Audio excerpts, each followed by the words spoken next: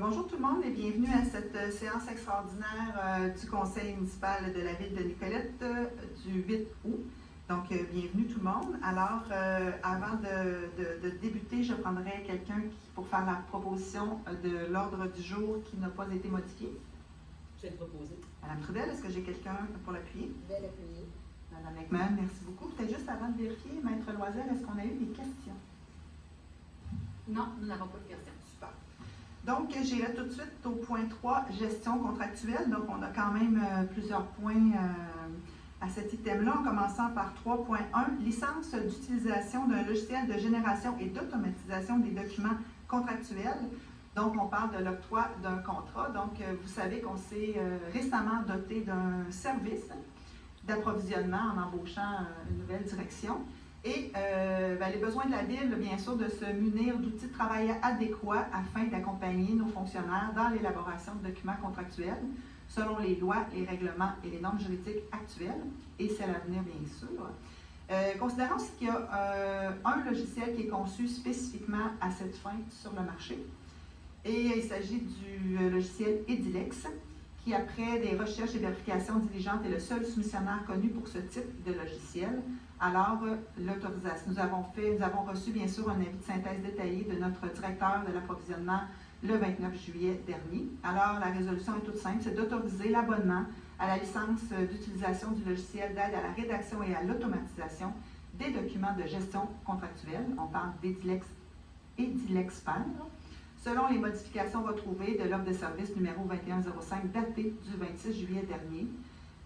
Et d'octroyer à Edilex Inc. le contrat d'abonnement à la licence d'utilisation du logiciel Edilexpert tel que soumis et conformément à l'offre de service numéro 2105 pour la somme de 15 256,94 taxes incluses. Est-ce que j'ai quelqu'un pour en faire la proposition? Monsieur Massé, est-ce que j'ai quelqu'un pour l'appuyer? Je vais l'appuyer. Madame Aubin, merci beaucoup. Suivante maintenant, appel d'offres public, acquisition et aménagement d'un camion fourgon. Donc, vous vous souvenez que dans le cadre de la séance ordinaire que nous avons eue le 11 juillet dernier, on a dû annuler le contrat pour l'acquisition et l'aménagement d'un camion fourgon avec Camion Trois-Rivières, donc le tout tel qu'il apparaît dans le cadre de la résolution 201-07-2022. Donc, nous devons retourner en appel d'offres public pour acquérir et aménager le camion fourgon parce que le besoin est toujours là, bien sûr. Comme la dépense sera de plus de 105 700, on doit bien sûr aller en appel d'offres. On a lancé l'appel d'offres le 2 août dernier, pardon. Oui, c'est un appel d'offres public afin d'octroyer un contrat concernant l'acquisition et l'aménagement de camions fourgon. Donc, l'ouverture des soumissions est prévue le 1er septembre prochain. Nous avons aussi, donc l'appel d'offres public se retrouve sur le système électronique d'appel d'offres du gouvernement du Québec, ainsi que dans un journal diffusé sur le territoire de la Ville. Alors, la résolution est d'autoriser rétroactivement, bien sûr, la publication sur le système électronique d'appel d'offres du gouvernement, le SAO, et dans un journal diffusé sur le territoire de la Ville, permettant aux entreprises de soumissionner d'un appel d'offres public afin d'octroyer un contrat concernant l'acquisition et l'aménagement d'un camion fourgon. Voilà. Est-ce que j'ai quelqu'un pour en faire la proposition? Je vais vous proposer. Madame Trudel, est-ce que j'ai quelqu'un pour l'appuyer? Je vais l'appuyer, madame. Monsieur Stra, merci beaucoup. 3.3 maintenant, on parle de travaux de réparation de ponceaux qui se situent sur le rang du Grand Saint-Esprit, donc c'est l'octroi d'un contrat. On a eu, dans le cadre de notre séance ordinaire du 11 avril dernier, on a autorisé le lancement d'un appel d'offres public pour des travaux de réparation de ponceaux sur le rang du Grand Saint-Esprit. Le 16 juin dernier, un appel d'offres public a été lancé. Nous avons reçu 5 soumissions. Alors, voici Dili Contracto Inc. pour un total de 286 813,07. Alide Bergeron et Fils Limité pour 377 868,79. Sintra Inc. pour 286 809,54. Lemire et Poirier, 364 854,77. Et le groupe Gagné Construction pour un montant total de 349 000.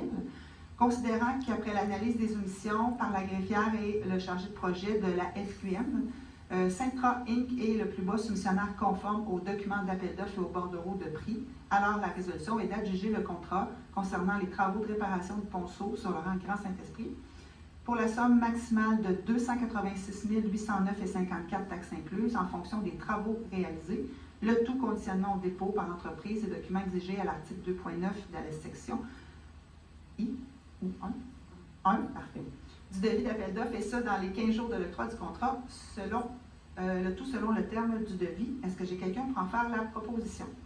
Je vais en faire la proposition dans la Monsieur Jutra, est-ce que j'ai quelqu'un pour l'appuyer? Je vais l'appuyer. Madame Trudel, merci beaucoup. Prochain point, réfection maintenant du rang des canards. Donc, toujours dans le cadre de la séance ordinaire du 11 avril dernier, on a autorisé un lancement d'appel d'offres public concernant la réfection du rang des canards. Et peut-être juste préciser, on l'avait mentionné à l'époque, mais j'aimerais le redire aujourd'hui, on avait quand même la possibilité d'avoir une aide financière, M. Allaire, concernant ce contrat-là. 1 190 104, faut que je le dise. 1 190 000 104 qui nous permettait d'avoir cette aide financière-là là, pour les travaux qui étaient reliés au rang des canards. Donc, on a eu 3 soumissions suivantes. On parle d'excavation Gagné et Frères, au montant de 1,6 million. Lemire et Poirier pour 1 284 357,56 et Centra Inc. pour 1 491 946,64. Il ne faut pas être dyslexique des chiffres. Donc, considérant qu'après l'analyse des soumissions par la greffière et le chargé de projet de la FQM, le soumissionnaire Lemire et Poirier est le plus bas soumissionnaire conforme au document d'appel d'offres et au bordereau de prix.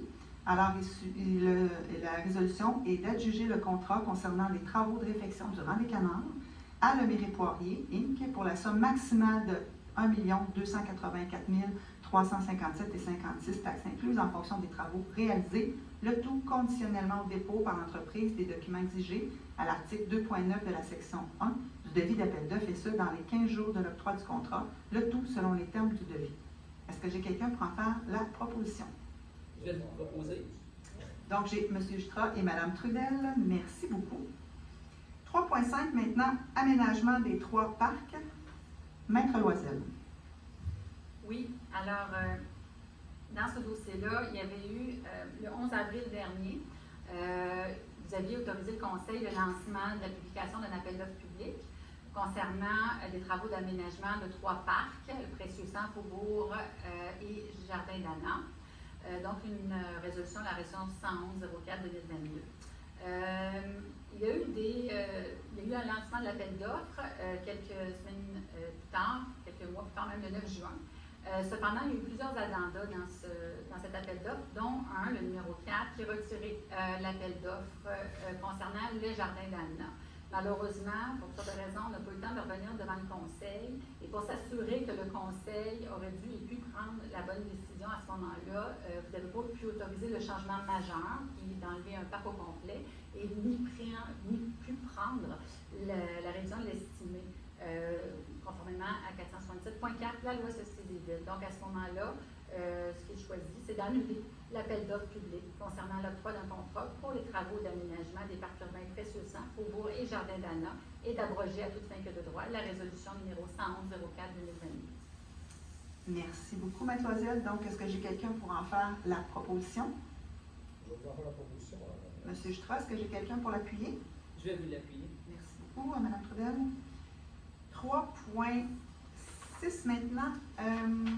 Appel d'offres publiques concernant les services professionnels en ingénierie, plans et devis pour la réfection des infrastructures au centre-ville, qui concerne les rues Notre-Dame, Saint-Joseph, Louis-François Pinard, incluant aussi l'émissaire pluvial, et ajout de surveillance des travaux et de rues.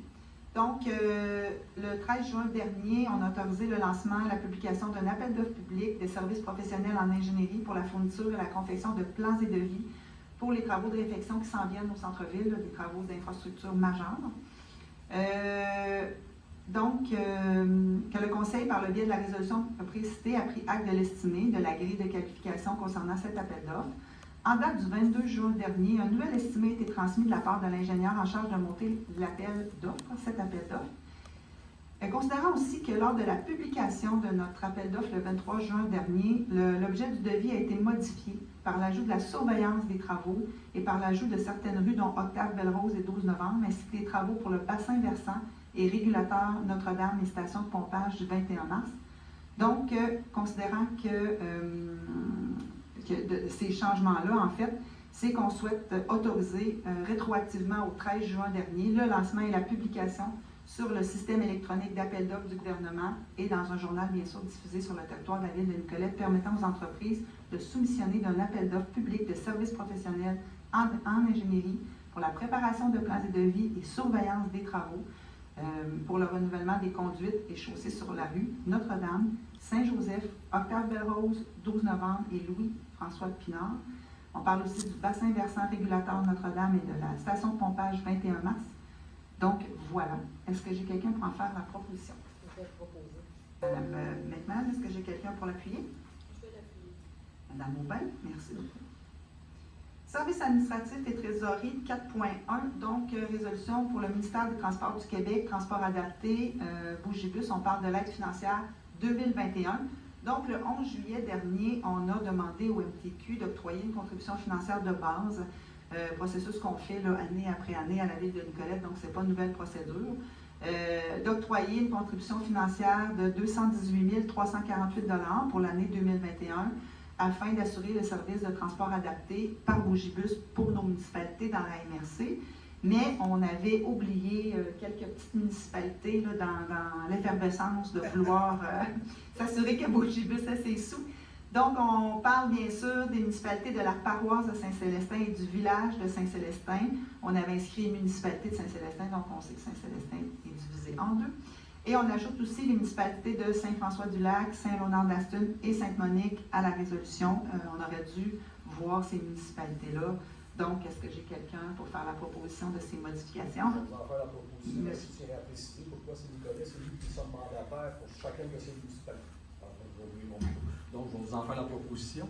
Et je tiens à préciser que pourquoi c'est Nicolet qui fait ça, c'est qu'on est mandataire pour toutes ces municipalités-là pour être représentant au niveau du ministère des Transports. Voilà. Merci beaucoup. M. Jutra fait la proposition. Est-ce que j'ai quelqu'un pour l'appuyer? Je vais l'appuyer. Madame McMahon, merci beaucoup. 5.1 maintenant, règlement numéro 460-2022 modifiant le règlement numéro 79-2004 de construction de la ville de Nicolette concernant le remplacement de l'article 35 relatif aux constructions démolies ou déplacées. Donc, avis de motion et dépôt du premier projet de règlement, Maître Loisel.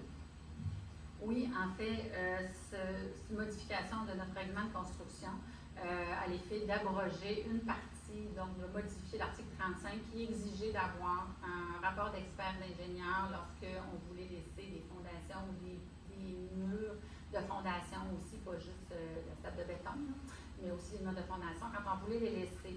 Alors là, on retire cette partie-là pour obtenir un permis de démolition.